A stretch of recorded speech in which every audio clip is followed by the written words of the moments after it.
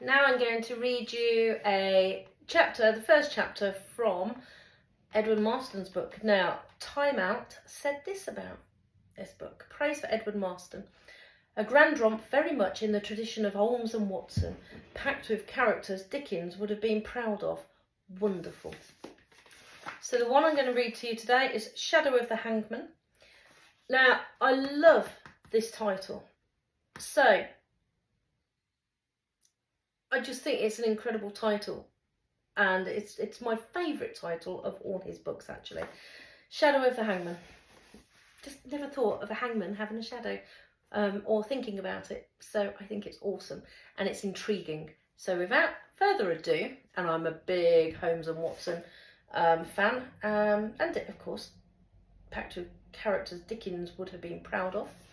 Very good summary. And I'll read one more for you, actually. Books Monthly. Beautifully written and conjuring up a terrific feel for the period. Absolutely first-class entertainment. So, anyway, Chapter 1, 1815.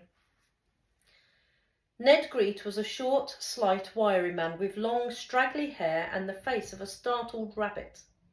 He was also one of the most prolific and successful burglars in London. Confident that it would never be claimed, he'd watched with amusement as the reward for his capture increased steadily in value. Most criminals in his position would have decided to lie low for a while, but Greet was not going to let anything interfere with his lucrative occupation. Risk excited him. It made his blood race as he set off into the cloying darkness of the capital that night. Therefore, he was tingling with anticipatory joy. His target was a warehouse piled high with exotic spices. Even small quantities of them would fetch a high price. Before he tried to break into the building, he walked furtively around it to make sure that no night watchmen were on patrol. When he felt that it was safe to continue, Greet used a jemmy to prise open the window at the rear of the warehouse. Climbing in was the work of seconds. Once he was there, he lifted the shutter of his lantern and let its light spill out. Temptation was all around him. Taking a deep breath, he inhaled a dizzying compound of aromas. What he could smell was pure profit. Opening the large leather bag slung over his shoulder, he took out a handful of small canvas ones and began to fill each of them, in turn, with a different sack. Peppercorn, cassia, cinnamon, turmeric, cardamom, and other spices were carefully gathered, then placed into the leather bag. Absorbed in his work, Greet moved swiftly and deftly, assessing the value of his haul as he went along. He was in his element. Greet was only aware that he had company when he heard a voice behind him. "You won't need those in prison, Ned." The burglar swung around to face a tall, lean, well-dressed man in his 30s, whose handsome features were illumined by the lantern. Apparently unarmed, the newcomer seemed completely at ease. "Who are you?" demanded Greet. "I'm the person who will have the supreme pleasure of collecting the reward money for your arrest," said the other, raising his hat in a mock greeting. "I could have apprehended you earlier, of course, but I'm a patient fellow and I waited until there was an appreciable sum on offer.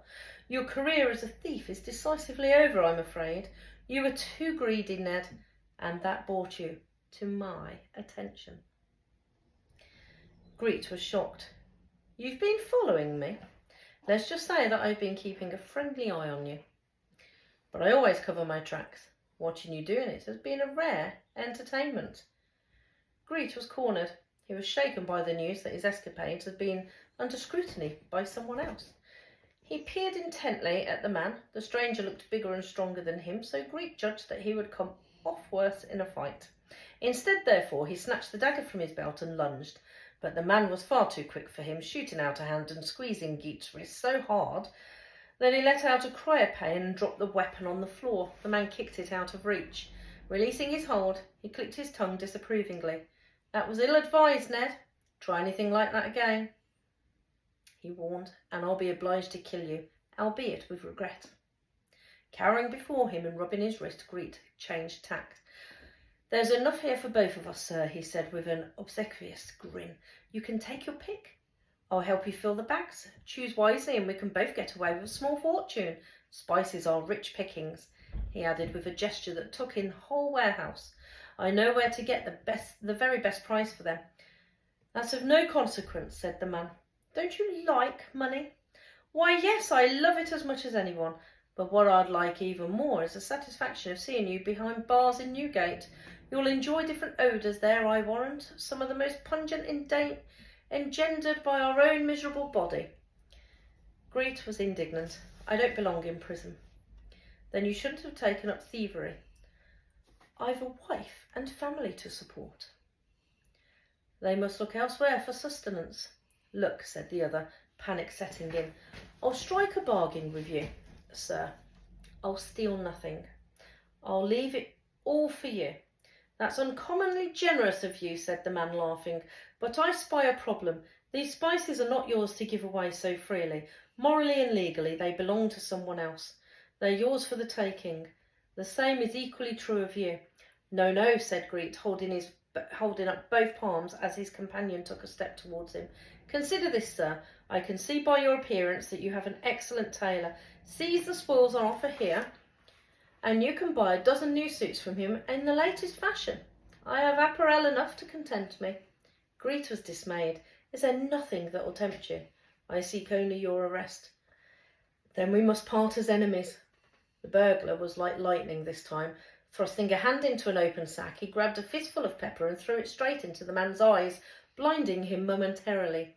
Greet took to his heels, darting off into the gloom in search of escape. When he came to a staircase, he ran up it as fast as he could. The sound of the burglar's feet clacking on the wooden steps told the stranger exactly where his quarry had gone. With a lantern in his hand, he set off in pursuit.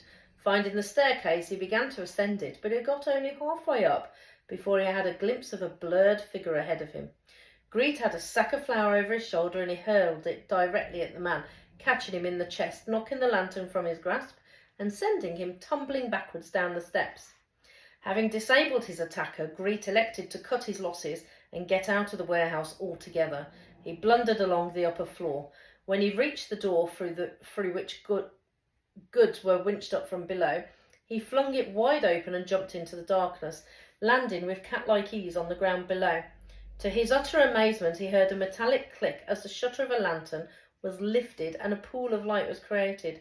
Greet found himself staring at the person he thought he'd just knocked down the stairs. That's impossible, he howled. You can't be in two places at once. The man beamed at him. It appears that I can, Ned. Pretty cool, isn't it? I'm going to continue that one later. I haven't actually fully read this one, so I'm going to enjoy that. So if you like a really good novel, have a little nosy at this. It's really good. Highly recommend Edward Marston and Judith Keller.